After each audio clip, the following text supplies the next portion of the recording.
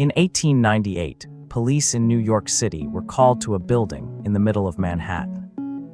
The walls were shaking, furniture moving on its own, people running into the street, certain something had gone terribly wrong. When officers broke down the laboratory door, they found a man destroying a small machine with a sledgehammer. Nikola Tesla, completely calm. He hadn't planted anything, hadn't done anything that would look dangerous from the outside. He had simply built a small oscillating device, attached it to a steel beam, and slowly, methodically, adjusted its frequency until the vibration matched the natural frequency of the building itself. And the building began to shake itself apart. The device fit in his coat pocket. Tesla called it resonance, the principle that when two things share the same frequency, they don't just coexist, they amplify each other. That you don't need force or size or power over something to transform it. You just need to find its frequency. He believed this was true of everything: buildings, sound, light. He spent the rest of his life quietly convinced it was true of people too. Marcus was 34 years old, and by every visible measure, doing fine. He had a job he was good at, project manager at an architecture firm in Austin, Texas, a clean apartment on the east side of the city, a group of friends he'd known since college, who still got together most Saturdays, a routine that worked: gym at 7, coffee at his desk by 8:30, lights out by 11, everything was fine. And yet there was something he couldn't locate, a kind of low-level static that ran beneath the surface of his days, not loud enough to be called depression, not sharp enough to be called anxiety, just a persistent, formless weight, like carrying a bag you've stopped noticing, but has been making your shoulders ache for years. He told himself it was the job, then that it was the city, then that he just needed a vacation. He took the vacation, he came back, the static was there waiting for him, exactly where he'd left it. The strangest part was that he couldn't find anything to blame.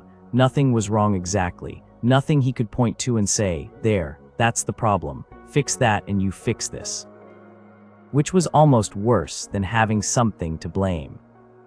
Marcus had a habit he'd carried for years without ever really examining it.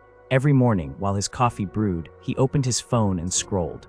News, feeds, messages, the ambient noise of everyone else's life flowing into his before he'd fully arrived in his own. He didn't think of it as a choice. It had simply become part of the texture of his mornings, the way the sound of traffic had, something that was just there. And because you rarely notice the things that are simply there, he didn't notice what it did to him, not dramatically, not in any way he could measure. But by the time he sat down at his desk each morning, something in him was already slightly off-center, slightly more reactive, slightly heavier than he'd been when he woke up. He also didn't notice, not yet, that certain people in his life left him feeling the same way. There was a coworker, Daniel, who had the particular talent of turning every conversation into a tribunal. Nothing was ever quite right, the project was behind, the client was difficult, the firm didn't appreciate what they were doing. Marcus would walk into a meeting with Daniel and walk out 40 minutes later feeling like he'd been out in the rain. He'd worked alongside Daniel for 3 years. He thought of him as a friend. He had never once, in 3 years, asked himself what those conversations were doing to him. Tesla understood something that most scientists of his era dismissed as mysticism. That vibration is not just a property of objects. It's the fundamental condition of everything. Every atom in existence is in constant motion, never still, never silent, vibrating at frequencies determined by temperature, density, and composition. The atom itself is almost entirely energy. Only a fraction of a fraction is what we'd call solid matter. Which means that you, your body, your thoughts, the emotional weather of your inner life, are, at the most basic physical level, far more wave than mass. And waves don't stay separate, they travel. They meet other waves, and when they meet waves that share their frequency, something happens that no amount of willpower or intention can replicate. They amplify each other.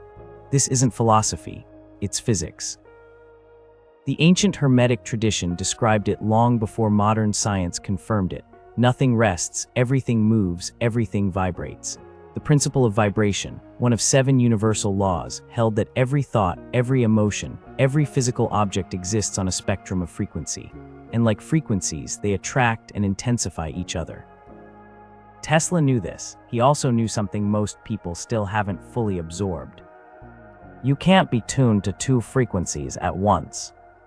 A radio doesn't play two stations simultaneously. You're either receiving one signal or the other, and the signal you're locked into, the one you return to again and again without thinking, that's not just background noise. That's the frequency you're living in. The Saturday everything shifted for Marcus started like every other Saturday. He woke up later than usual, made coffee, opened his phone. He scrolled for 11 minutes. He happened to glance at the time before and after, which he'd never done before. 11 minutes. In that time, he'd seen a friend's engagement announcement that made him feel like he was behind on something. A news story that left a residue of low-grade dread. 2 ads for things he didn't want but briefly considered wanting. He put the phone down and stood in his kitchen and noticed, with unusual clarity, that something in him felt worse than it had 11 minutes ago. Not catastrophically worse, just dimmer. And then, almost against his will, he started to think backwards, through the morning, through the week, through the texture of his recent days, cataloging, for the first time, not what had happened to him, but what he'd been absorbing. The mornings with the phone, the afternoons with Daniel, the evenings where he'd put on something to watch that wasn't what he wanted to watch, just to have something on. The conversations he'd had on autopilot, saying the expected things to the expected people. None of it dramatic, all of it small, all of it repeated. He thought about something he'd seen once while he was in college. He couldn't remember where. About a bridge in Washington state, the Tacoma Narrows. It had collapsed in 1940, 4 months after it opened. Not from any structural failure, not from a storm, but from moderate wind that happened to match the bridge's natural frequency. The wind wasn't powerful, it was resonant, and the energy didn't add, it multiplied, oscillation feeding oscillation, until thousands of tons of concrete and steel came apart and fell into the water. Marcus stood in his kitchen and felt, for the first time, the weight of what he'd been resonating with. He didn't overhaul his life, that's not what happened. What happened was smaller than that and more durable. He stopped opening his phone before he'd had his coffee. Not as a rule he imposed on himself with gritted teeth, but as a simple recognition, that's not how I want to arrive at my day.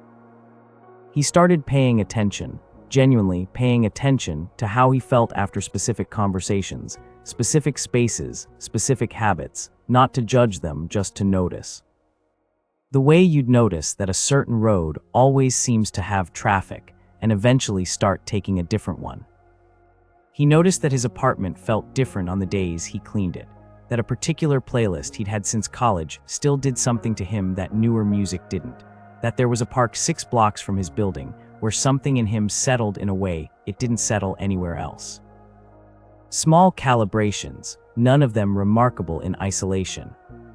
But what Marcus was doing, without having a name for it, was what Tesla had spent his life understanding. He was learning his own frequency and learning what moved it. He still had bad days. He still had weeks where the static came back and he couldn't find the source. He still sat in meetings with Daniel and walked out feeling like he'd been in the rain. But there was a difference now, and it was this: he noticed sooner. The dip still came, but the return, the quiet recalibration back to himself, started happening faster. There's a thermostat in a well-designed building that most people never think about. It doesn't hold a fixed temperature. It can't. The building breathes, the weather changes, bodies come and go. Instead, it holds an average. To maintain 70 degrees, it passes through 74, drops to 67, and climbs again. It's a constant small movement within a range, not perfect stillness, equilibrium. The mistake most of us make, and it's an understandable mistake because we were told happiness was a destination, is believing that high vibration means feeling good all the time, that if you're doing it right, the difficult emotions stop arriving. They don't, they're not supposed to. Grief, fear, anger, the low-grade static of a hard week, these are not signs that your frequency is broken. They're signals, information, the system doing exactly what it's designed to do, telling you that something requires attention. The problem isn't feeling them. The problem is when they stop being visitors and start being the temperature the thermostat is set to. Tesla never said to destroy the frequencies you don't want. He said to find the ones you do. Energy, he understood, can't be eliminated. It can only be transformed. The signal doesn't disappear, it changes. Which means that the low days, the heavy mornings, the conversations that leave you drained, they're not evidence of failure. They're data. They're the system showing you where the resonance is off. And if you notice it, really notice it, not with judgment, but with the calm attention of someone tuning an instrument, you can adjust. Marcus still lives in Austin, still works at the firm. Some things changed. He and Daniel don't have lunch together anymore, not from any dramatic falling out, just a quiet drift that Marcus stopped trying to reverse. He started playing guitar again, something he'd put down in his late 20s, and never found a reason to pick back up. On Sundays now, he walks to the park 6 blocks away with his coffee and sits for a while before anything else happens. His life doesn't look radically different from the outside. But there's something in him that's more settled, more recognizable as him, something that, on the hard days, he can find his way back faster than he used to. He read once about Tesla standing in that Manhattan laboratory in 1898, watching police officers carry away the pieces of his oscillator. Someone asked him what he'd proven. He thought for a moment, then said, "If you want to find the secrets of the universe, think in terms of energy, frequency, and vibration." Marcus wasn't trying to find the secrets of the universe. He was just trying to feel like himself again. It turns out, those might be the same search. You don't have to be happy every hour of every day. You don't have to carry the weight of your own low moments as evidence of something wrong with you. But you might want to start noticing, gently, without drama, what you've been tuned to. The mornings, the people, the small repeated choices that don't feel like choices because they've been there so long they feel like just the way things are.